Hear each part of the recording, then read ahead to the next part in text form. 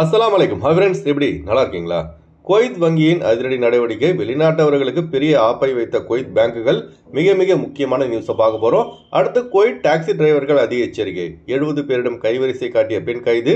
அடுத்து Kuwait airport தொடர்பான ஒரு மிக முக்கிய தகவல். அடுத்து தடை செய்யப்பட்ட பொருளை விற்று வந்த 4 பேர் கைது. குவைத் காவல்துறை அதிரடி நடவடிக்கை. இப்படி பல முக்கியமான தகவல் இந்த வீடியோவில் இருக்குது. வீடியோ ஃபுல்லாக பாருங்கள். உங்கள் நண்பர்கள் அனைவருக்கும் கட்டாயமாக இந்த வீடியோ ஷேர் செய்யுங்க. இப்போ வாங்க குவைத்துடைய மிக முக்கியமான நியூஸை பார்ப்போம். குவைத்தில் பணிபுரியும் வெளிநாட்டவர்களுக்கு கடன் வழங்குவதை தற்போது குவைத் வங்கிகள் குறைத்து வருவதாக அறப்பத்திரிகையில் தகவல் வெளியாகியுள்ளது. முன்பெல்லாம் பார்த்தீங்கன்னா 250 முதல் 300 குவைத் தினார் வரை சம்பளம் வாங்கினால் போதும் அவர்களுக்கு குவைத் வங்கிகள் கடன் உதவி அளித்தார்கள்.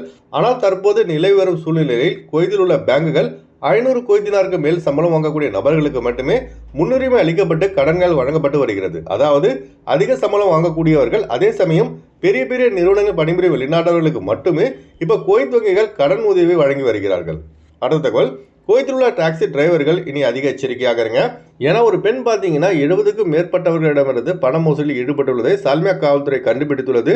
இந்த சம்பவம் தொடர்பாக அரபியன்ஸ் பத்திரிகையில் வெளியான ஆதாரத்தின்படி டாக்ஸி ஓட்டுநர்கள் த ஜெனரல் டிராஃபிக் டிபார்ட்மெண்ட் ரூல்ஸ் படி தங்களுடைய சிவில் ஐடி டீடைல்ஸ் அனைத்தையும் பார்த்தீங்கன்னா கஸ்டமர்கள் பார்க்கும்படி டாக்ஸியின் சீட்டுக்கு பின்பு ஒட்டப்பட்டிருக்க வேண்டும். இது பயணிகளின் பாதுகாப்பிற்காக த ஜெனரல் டிராஃபிக் டிபார்ட்மெண்ட் கொண்டு வந்தது. ஆனால் இதையே பயன்படுத்தி ஒரு பெண் என்ன செஞ்சிருக்காங்க பாருங்க. ஓட்டுநருடைய சிவில் ஐடி டீடைல்ஸை பயன்படுத்தி ஆன்லைன் வழியாக பொருட்களை வாங்கி அந்த பொருளுக்கான கட்டணத்தையும் ஓட்டுநரை கட்டும் விதமாக செய்துள்ளார். இதுபோல 1-2 இல்லைங்க, கிட்டத்தட்ட 70 முறை இது போன்ற அந்த பெண் செய்துள்ளார். ஓட்டுநர்களிடம் தொடர்ச்சியாக கிடைக்கப்பட்ட புகாரின் அடிப்படையில் இப்போ அந்த பெண் கைது செய்யப்பட்டு சிறையில் அடைக்கப்பட்டுள்ளார். எப்படியெல்லாம் யோசித்துடுறாங்க பாருங்க. நம்ம சம்பாதிக்கிற 200-300 குவைத் தினாரை சேர்த்து வச்சு வாழ்க்கை நடத்துறதே ஒரு போராட்டம். அதுலேயும் பார்த்தீங்கன்னா பார்க்கிங் முக்கால்ஃபா, ஸ்பீடு, சீட் பெல்ட், இப்படி ஏதாவது ஃபைன் வேற வந்துடும். இதில் புதுசாக இப்படி வேற நம்மளை பணத்தை திருடுறாங்க. அதனால் டாக்ஸி டிரைவர்கள் அதிக எச்சரிக்கையாக இருங்க.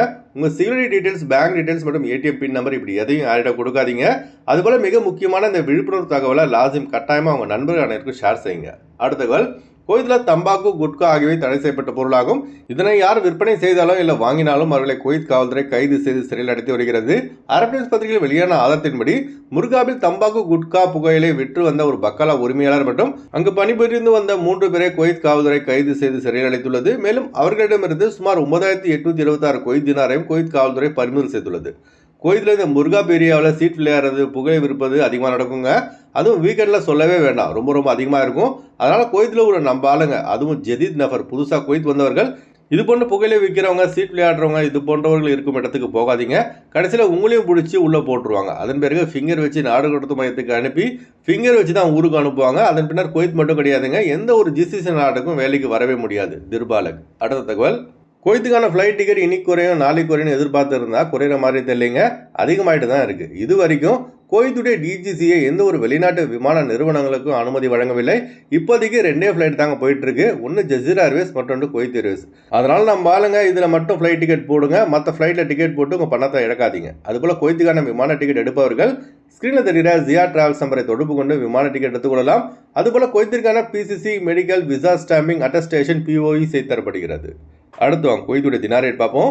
ஒரு தினார் குவைத் இந்தியாவின் மதிப்பு 310 ரூபாய் 40 பைசாவாக உள்ளது. ஒரு தினார் குவைத் இலங்கையின் மதிப்பு 1042 ரூபாய் 97 பைசாவாக உள்ளது. இப்போ நான் சொன்னது குவைத்துடைய அல்முலா ரேட்டுங்க. அடுத்து குவைத்துடைய கோல்டு ரேட் பார்ப்போம். 1 கிராம் 24 கேரட் தங்கத்தின் விலை 46 தினார் 896 பில்ஸாக உள்ளது. 1 கிராம் 22 கேரட் தங்கத்தின் விலை 43 தினார் 4 பில்ஸாக உள்ளது. ஓகே ஃப்ரெண்ட்ஸ், இந்த வீடியோ ஷேர் செய்யுங்க. இந்த வீடியோ சம்பந்தமாக நீங்கள் என்ன நினைக்கிறீங்க என்பதை மறக்காம கமெண்ட்ஸ் பதிவு செய்யுங்க. எப்போதும் இணைந்திருப்போம். உங்களின் ஒருவன் ஜியாவுதீன். அஸ்ஸலாமு அலைக்கும்.